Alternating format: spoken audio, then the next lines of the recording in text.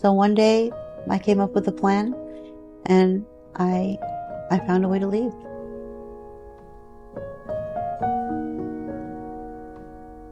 All the while my heart was pounding that I could get caught. So I would take a cab to school at night wearing sunglasses.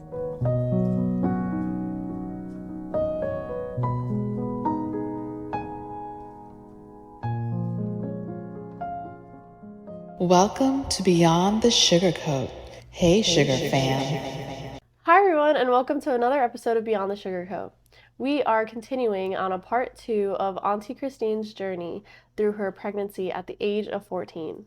On the last episode, we touched on what her life was like before the pregnancy, what it was like going through the pregnancy, and just at the end, we touched on what it was like for her to give birth. So, Auntie Christine, based on where you last left off, what was the rest of your birth story like? You did mention that after you gave birth to your daughter, that were you then going back to your house, or were you going back to the father's family's house? I went back to the father's family's house because I knew that even though I heard that my mom came to the hospital and she did sign the baby over to me, so that meant my baby could come home with me. She wouldn't go to foster care. She did not come into the hospital room and share in my joy. She did her duties and she left. So was she signing the baby off to be taken? You were now the Yes, guardian of that I was baby? now the guardian of that baby. Were you the sole guardian? Like, was the father's name on that? I did put the father's name on the birth certificate. Okay. I did. And I went home with their family. And I feel like surviving that journey was such a big deal. And I felt so relieved for being able to go through that pregnancy, have my daughter. I felt for the moment that nothing else in the world mattered. I had no idea what was waiting for me after. During your actual birth, was the father there in the room with you or in the hospital? It was just So you by nobody was in the yourself? room with me because I had a C-section. When I had a C-section, I actually woke up in a room by myself. I was scared. I had no idea I had surgery. I was very groggy. I remember looking at the clock. I was in a room with white walls, no other furniture, nothing besides a floor that looked like a gym floor, a clock that showed 11 o'clock in the morning, 12 o'clock, sometime in the day. And I was by myself and I looked down. I was laying on the bed and I saw my toes. And I was like, oh, I had my baby because I no longer saw my stomach. And I started crying and I was like calling for help. And I said, where's my baby? Where's my baby? And I like had these thoughts of, oh my God, someone took my baby. I mean, my journey was to fight for my child. And I woke up and I did not see her. And I was terrified. Now, it wasn't like you have your baby and the baby is given to you and you can see that baby and then they take the baby away to clean her up. I had no idea. I was worried. A nurse came in and said, don't worry, we have your baby. We will bring her to you. And I just waited. And those few minutes that they took to bring her seemed like hours. And I actually started having like thoughts of, did they switch this baby? How will I know she's mine? I was terrified. But they did end up bringing my baby. And when I saw that baby, I knew she was mine. I looked at her and she was the most beautiful thing in the world. Oh, It was that's amazing. sweet. At least there was some sweet moment despite all the insane craziness that was I going feel on. like that was all that mattered. I feel Yeah. like that was what all of the trauma that I suffered was to accomplish that moment. And I feel like I could think of nothing else beyond that. Yeah. What happened who took you home from the hospital? The father's family took me home and they took me home and I feel like in their mind I had this baby for them, not for myself. And they were going to take control of how the baby was being raised, how she lived, I mean, everything. You were just like the I was vessel. just the vessel and I was just going to be a person living in their home and trying to get through life. And Wow. it was really difficult because I wanted to get back to my independence. I started thinking of my mom. I started thinking of, my dad. I started thinking of my siblings. I hadn't seen them in so long. And I wanted to secretly share in my joy, with my siblings that, look, I have a little girl for us to play with, and I couldn't because my Yeah. mom was nowhere to be found. And frankly, I didn't think she cared to be around at that time. What happened to your siblings in the midst of this? I mean, like they must have known that you were going through a pregnancy. Where were they in any of all of this? So when they found that I was pregnant, remember it was very late. It was very late in the game, and I feel like my siblings were not allowed to have conversations with me. I was kept isolated and separated with my mom, and my siblings were sent to my grandma's house while my mom tried to navigate the situation. So really and truly, I was not allowed to have too much contact. And, Oh, and I did geez. not see them again until my daughter turned 6 months old. Wow. When my daughter turned 6 months old, my mom brought them for a short visit, and that's when they first saw her for the first time. Was that other than your mom seeing the baby in the hospital room? Was I, that the first time your mom saw the baby again? I believe so. It had been several months before she came back to see that baby. How was it starting to raise your daughter with the family and the father for during those 6 months and also in general? It was very difficult. It was very difficult because I had to live by their rules. When my baby woke up, she would have to go downstairs and spend pretty much the entire morning with their grandparents, and only when they went to the racetrack was I then allowed to babysit my daughter.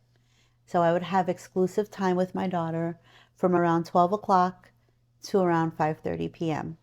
That was my private time with her. But before that, from 6 o'clock onward, she had to be downstairs with her grandparents. I was not allowed to have exclusive time with her until it was time to put her to sleep. And many times they would give her back to me after she had fallen asleep. Oh my gosh, they were like trying to monopolize Yes, they were. her Yes, time. yes, And they were. do you feel like they were almost trying to adopt her as like their own child? They gave her a lot of love and a lot of attention that I could see that she was equally happy being with them. But I was yearning to be with her. Hmm. And I could only be with her during those hours when we had our own private time. And she was like a doll to me. I would dress her up and, play with her and talk to her and share my stories with her. It was a very special time.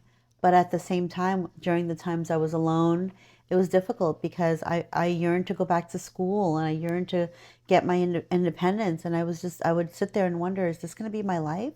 And the baby's father was very, very abusive. He, I was not allowed to leave the house. I was not allowed to look out the window. I was not allowed to have the curtains open. Could be why I'm so, Keep I didn't think wanting to about keep it. the curtains open Yeah, at I home have a thing now. about me. I have to have curtains open. So when I was during that time, I was not allowed to have the curtains open because I had mentioned in the on our first interview that they worked for a steel shelving company and they had Mhm. several workers. So throughout the day, their workers would be outside or in the backyard, and the baby's father was an extremely jealous and also abusive person Mhm. that I would not be allowed to have the windows open because I might be looking at them or they might be looking at me. I should just not be seen. So I never had a key to my house. I never was allowed to even take out the garbage. Whenever I went downstairs because I wanted to go down for any reason, he had a sister that lived in the basement. She would run upstairs and say, "Hey, do you need anything?" I lived upstairs, the mom lived on the first floor, and the sister lived downstairs. So I was surrounded by the entire home of family. The second floor was divided into two. So one sister lived on one side, I lived on the other side with the baby's father and myself. The parents lived in the entire first floor, and one of the sisters lived in the entire basement. And that's important for me to describe for you guys so that you can understand what it was like when it came time for me to leave. Mhm. Was it expected of you that the father was also like you guys were sharing the same bedroom too? Yes, it was expected. And you, even though like you were intimate during that one time where you ended up getting pregnant, were you expected by him Yes. to be intimate Yes. continuously? I think that by the time my parents had sent me, remember my mom said I had to get married to this person. And by the time I went back to the house, I knew that I had to just settle into this life and play the role of a wife because that's the only way I would be accepted into a place. I had no place to physically go or emotionally go. So I had to choose that place because I did not have another option. Like make the best out of it. So that's what I did because the as long as I was able to be with my child, that's all that mattered. It didn't matter that I had to play a role that I didn't particularly care to play. I just wanted to be with my daughter because that's all that mattered. I know you said before that you went to an all Catholic girls' school. Were you still in school during the pregnancy and after? What was expected from you? So I really tried to make that situation work. I did go to the school, and when I started showing, there were whispers, and I actually started getting bullied because people were talking about me and making fun of me and just making comments about me.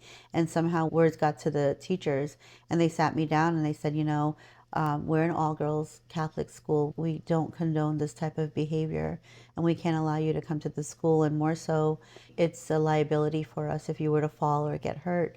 So we really think that you should just go home and have the baby. And when you have the baby, you can come back. So I actually did try to go back to school when I had my daughter. When I went back to school, they made it very difficult for me. They said, unfortunately, because I left at the tail end, I would have to redo the entire grade all over again. And it was really disappointing for me to go through that because that meant that I would now, not only did I have to take time off for having the baby, I also had to repeat an entire year, which means I'll probably be 20 years old by the time I graduated. That was really hard for me to hear, but I wanted to go back and get any sense of normalcy that I could get by graduating from high school. It was a goal of mine to graduate from high school and to go to college and to get a degree and to be an educated person and a go-getter and independent and do all those things. So despite like all So the despite that, I did go to abuse, school. yeah, you still had But ambition. but my baby's father was very much against it. Very much against it. He used to say that you can go to school as long as I have no part of it. And what that meant was I was allowed to go to school, but I had to leave. I had to leave 15 minutes before school started because it took 12 minutes to get there. And I would go to school. I would leave home at 8 o'clock just to get there at 8:12 because school started at 8:15. When school got out at 3 o'clock, as I would be walking up the stairs to my apartment, that phone was ringing to make sure that I got home. Like the house phone. The house phone was ringing to make sure that I picked up, to Wow. ensure that I was home. And by the time he came home, there should be no clothes visible that looked like school clothes or a uniform, and there should be no books visible, which meant I had to complete all of my homework before he got back. And if he saw my clothes or if he saw my books, he would destroy them. How much time would that even give you by the time you came home from school and the time he would come back from work? It was really difficult because again, I had to play the role of a wife. I had to give my daughter a bath. I had to cook. I had to do my homework. I had to make sure the house was clean, and I had to serve dinner at a certain time. Wow. So it was really difficult. Were you expected to have to also like cook dinner for the rest of the family? No, I was not expected to do that. I just pretty much made dinner, but if dinner was not to his liking, literally, he was so abusive, he would just take the food and just throw it away right in front of me. Wow. Literally, he was very abusive. So, how did he treat your daughter? Amazing. He was very loving to her. Remember, we did not have a relationship. I feel as though we were forced into this situation because I had something that they loved and wanted to keep, and I had her, and I was not going without her. So I was willing to take the abuse verbally and physically as long as I had a place with her. So can you talk a little bit about some of the abuse, whether it was physically or emotional, from either the family or from the father? The family was really, they were abusive in a very unique way. I feel like They wanted me to cut all ties with all of my family members. It was very convenient for them that my parents were in the middle of a divorce and they were fighting, and my mom kind of disowned me because that's what society wanted from me. So they never let me have any physical relationship. I would have to beg to call her to say happy birthday or happy Mother's Day. That would never be allowed. I was not allowed to use the phone without their permission. As a matter of fact, even though I had a phone when I had school, when I finished from school, the phone would be unplugged and there would not be any phone. I would be able to use the phone if I went downstairs to the parents to use the phone. When we went out anywhere together, like as a family, I was given whatever jewelry that I owned and whatever jewelry that my daughter owned. She had a ton of jewelry from them. We were able to wear it and go out. And when we came home, we would have to stop downstairs before going back upstairs and remove all of our jewelry, anything of value, and provide it back to the in-laws. I'm going to refer to them as in-laws. Yeah. Before going back upstairs. You were like treated like property. I was treated like property, and it was everything I was able to wear or use was pretty much a loaner. So they were putting up a facade that you guys are this happy, perfect family on the outside, But we but actually then weren't. treated completely different inside. Yes. I know that my mom was trying to navigate what she was going through, and she really worked hard. And I feel like knowing that I was out there and knowing that I knew that she wanted to find a way internally to make things right with me and for me, and she was having a really hard time navigating that. Somehow during the time I went home and I was living my life and went back to school, she did manage to separate from my dad, which was a great thing for her. She was able to separate from him, and she found her own place. She got her own place. She moved out and she was living her life. And when that happened, she did try to communicate with me on more than one occasion. And I think that his family felt that it was too often. And every time that she would come over and spend time, when she would leave, he would become very violent.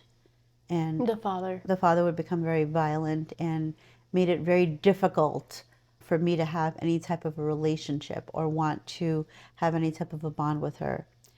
One time, she came to visit, and there was some sort of an argument that was happening, and I'm trying to remember the details. And my mom saw him be physical towards me, and she's like, "Oh my God, how can you treat my daughter like this right in front of me?" He said, "Do you want to see how I treat your daughter when you're not here?" And he actually kicked me in the stomach right in front of her. And my mom saw it, and she was alone. And she felt so shattered. And she says, "I'm calling the police." And I said, "No." I begged her, "Please don't call the police, because if you call the police, they will take my daughter away. I am not going anywhere without my daughter." Mm-hmm. And my daughter's father said, "You can leave anytime you want. You do not have to stay here. You do not need to take this abuse. You should go with your mom now, but you are not taking my daughter." Oh my God.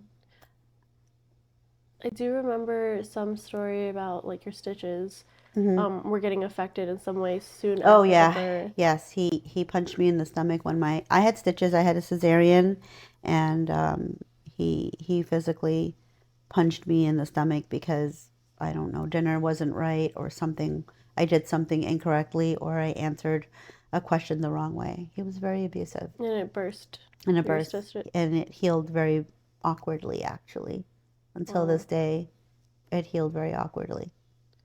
When you were returning back to school, were you completing the 4 years all over again? It got shortened. It didn't work out very well because he got tired of having to, you know, buy supplies for school or making accommodations for me to be allowed to go to school. It became a struggle. They let me go to school for maybe 2 semesters. And then after that, they said, "No, you just can't go anymore. That So we have no only one to one watch the year. baby. We have no one to watch the baby. You just can't go." So I had to drop out of school. I had no choice, and I felt lost. I was sad. I was just really, really upset. But there was nothing I could do because I had my daughter and I had to think about her. So I really wanted to leave. I wanted to leave. Every day I would think of ways I could come up with to leave and how I could get away. And my mom, after she witnessed him physically abusing me, knowing what I was going through, knew that she had to help me get away. But she felt helpless because she did not have a strong male figure in her life. She was now a single mom, having to navigate the world with my siblings. And I was in an abusive relationship, living the life that she just left. So now she had to help me find a way to leave. And I had no means of doing that. And even though she tried, she would never have been able to because they would never allow me to have a relationship. It was up to me to find a way to leave. So one day I came up with a plan and I found a way to leave. What happened? How did you escape? Well, I know their routine. Their routine was they would go to the racetrack every day, and that would be the time I would be allowed to have my daughter, from 12 o'clock to around 5 o'clock.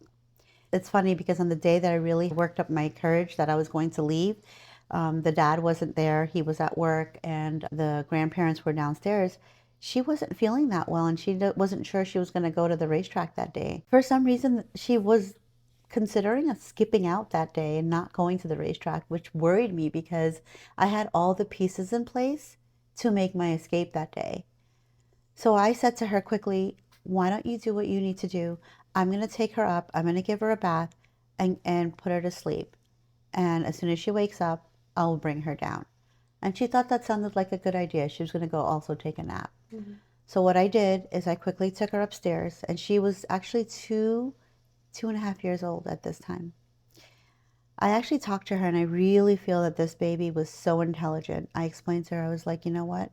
We are leaving today, and I need you to help me.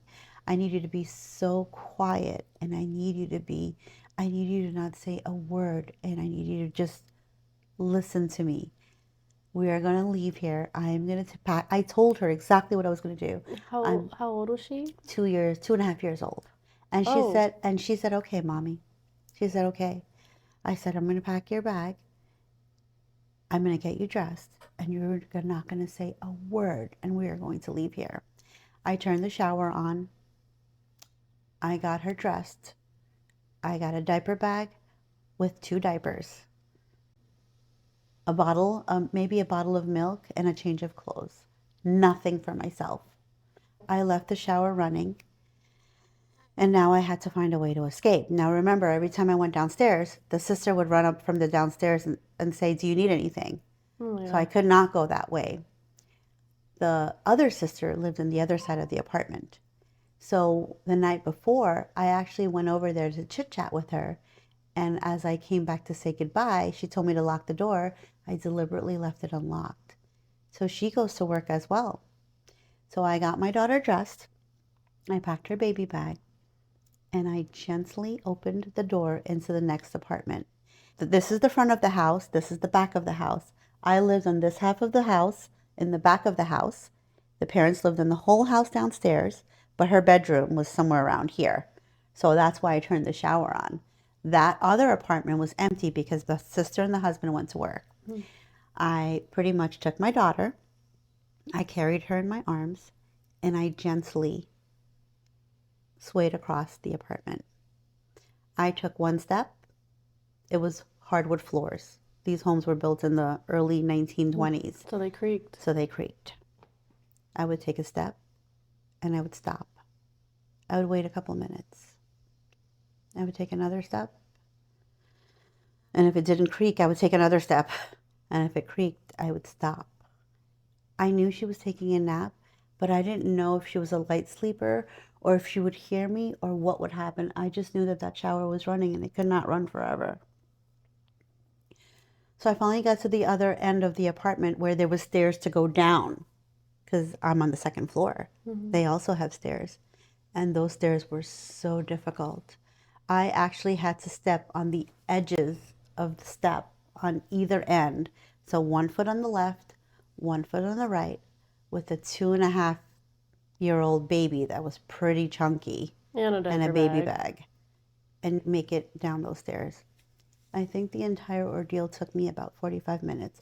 All the while my heart was pounding that I could get caught at any moment. And that would be it for me. Yeah. And somehow when I saw the last 3 stairs, all I could see was that doorknob, and I bolted for that doorknob. And I took that child and I ran like I never ran before until I saw a payphone. And I stopped. And I looked at the nearest person beside me and I said, please give me a quarter. I need to call somebody right away. And I called my mom and I gave her my address. And I said, I'm on the corner of this street and this street. Come get me now. She dropped everything and she came and she got me. And we left and we ran. And my poor mom ran with me. She had just found her own apartment. She was settling into her life. But because she could not risk them finding me, she left that She apartment left that apartment too. and she ran with me, Where were your siblings? with us. And we spent the next 2 years running. We moved from apartment to Wow. apartment just to not be found. While that was happening, my mom tried to be as supportive as possible. And she said, I want you to go back to school. I want you to get your high school diploma. I want you to go to college. I want you to do those things. And she did. Going back to that school was not an option. That was not an option. I made some phone calls and I found out that I can get my GED instead and still go to college. So that's what I did. But I was afraid to go to school because I didn't want to be found. So I would take a cab to school at night wearing sunglasses. And I went to school for 3 months and I got my GED. Then my dad died. Unexpectedly, my father passed away. And everybody was going to the funeral. And I couldn't go to my dad's funeral. Because if I went to my dad's funeral, They would find you. they would find me. And I couldn't risk that. So I missed his funeral. That was really difficult. It was very, very difficult. I then moved to Canada. And I stayed in Canada for about 6.5 months. They finally got tired of looking for me. They had money. They had a private investigator looking for us. And every time the private investigator would get close to finding us, we would get some sort of a suspicion or an inkling. We would move. Oh my God. How many times do you think you moved? 3 times until I went to Canada because I couldn't do that to my mom anymore. I said, I'm going to leave. By You yourself? stay. I went to Canada with my daughter and we stayed there for about 7 months. Did you stay with anyone or you My just aunt, found? I had an aunt who said that she would keep me. And they never had any inkling that I went to Canada. They had no idea who my family members were because they never let me have a relationship with them. So they didn't know who they were or where they lived. But they just knew where my mom was. So I couldn't be with her. And that's how I was able to escape. So I was able to stay out of hiding for until my daughter was 5 years old. And by that time, lucky for me, he had met somebody else and had another Who's the baby. next victim? His next victim, and had another baby. And finally, I became free, where I no longer had to hide and I could live my life and not look behind my shoulder. Wow. So whatever happened to the father later on, was he ever involved in your daughter's life later? No, I actually kept her away as much as I could because I knew by then he was a drug addict, he was a convict, he was a criminal, and I did not want my daughter anywhere near him. I did everything I could do to keep her away and give her the best life possible. My mom helped me too. She was an amazing support for me. She told me, we'll do this together. She put my daughter in private school. She paid for it. She put me through school and she paid for it. I went to college. I scheduled all my classes around my daughter and we would come home together, do our homework together. I went back out there and I got a degree. I got a job and I started working and I started living the best life I could possibly live. Wow. Your mom had a whole 180 then. She had a complete 180. She was so apologetic for reacting the way she did. And we talked about it. She explained to me and I knew that it wasn't her. It was because she was worried about what people would say. Yeah. It was never how she felt, and I always knew that. And I was never mad at her for that. I actually was apologetic to her because I did not mean to add my trauma on top of her existing trauma. It wasn't fair to her either. But together, because she decided to be there for me, I wanted to be there for her too. My mom and I became so close. We were each other's support system. Mm-hmm. She helped me just as much as I helped her. We became each other's best friend. My mom made up for everything that she did, whether it was intentionally or unintentionally, in so many ways. And I could never stay angry with her. I actually love and respect her for being there for me and for being there for my daughter and for being there like the way she is for my children, even now. I have two other beautiful daughters, and one of them that you guys met earlier in the previous episode. And my mom is like their best friend. And she's an amazing mother to me. She's an amazing grandmother.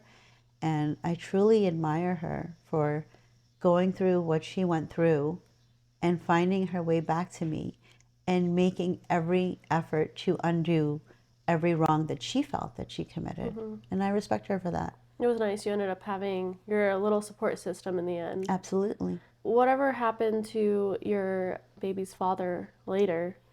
We never kept in touch. He was never a significant part of my life. I had a lot of anger and hatred towards him, and I tried to just forget about everything he did. But every so often, those memories would surface, whether it was somebody I would meet through him or something would come up in some way. Mm-hmm. Turns out a few years ago actually, he reached out to me. He found out that he was dying. He had cancer, Mm-hmm. and the doctor gave him 6 months to live. Wow. And it was his mission to reach out to the people who he wronged and try to find forgiveness in some way so that he could go peacefully. And he was shunned by every single person he reached out to. And this included his siblings, close friends, and even his parents. Wow. And he reached out to me. And somehow I found it in my heart to go on this journey of forgiving him. Mm-hmm. By phone, not in person, because we lived in different states. I agreed to be his person on the other end of the line. And I helped him through his hallucinations as he was losing his mind and the medications were acting, and going through his treatments until the very day that he died. I was there on the phone and we talked, and I forgave him for all of the wrong he did. And honestly, that forgiveness for him was a big healing for my heart. Mm-hmm. So one of my last questions are, for anyone who is found in the same position that you are in, pregnant as a young teenager, what kind of advice would you offer? It's very difficult for me to give advice, but what I will say is, let's be thankful that we live in a different world. We live in a world where you can reach out to people for help. It doesn't have to be your family. It doesn't have to be a friend. There are hotlines that you can reach out to. You can reach out to your doctor. You can actually even reach out to a stranger today and tell them, I'm pregnant. I need help. How do I navigate? And I'm sure that you would get help. I was terrified when I was young. It's important to know that if something like this should happen to you or someone you know, try to put your feelings aside. Be compassionate. Be supportive. It's so important, and it will impact someone's life so significantly. It will stay with them for years to come. I think it really shows that you can meet anyone and there's stuff behind the scenes and you could have no idea what their life is like. Absolutely. And you're trying to put on this happy face and move on about life, but there's more. I am happy. I have such a wonderful life now. I have found my way back to normalcy, as much as normal can be for me. I have an amazing husband. I have three amazing, beautiful girls. They're my best friends. I have a support system. I have my mom. I have my siblings. I'm fine. I feel fine. I'm never going to be 100% whole, but how many people are 100% whole? It's really nice that you've been able to come here and share this story. I'm sure it touches a lot of people at home who have similar situations, maybe are going through the same thing, and get to see that there's a light at the end of the tunnel. Absolutely. I definitely believe that there's a light at the end of the tunnel, no matter what your situation is. Yeah, and just keep persevering. Just keep persevering. As your niece, getting to see all this has been really eye-opening for me because I didn't know the whole story. I was really young when everything was going on. So it's nice to also have a new appreciation for you too, for all the things that you've gone through. Thank you. Thank you. Thank you so much for coming. Thank you for being a part of the show. And again, thank you for joining us. Please check out our next episode. Hi everyone, and welcome to Beyond the Sugarcoat. Why are you looking there? This is the camera. Who is calling? What? That's your view. Oh, okay. How do I turn this off? Airplane God, mode? your shirt is so tight.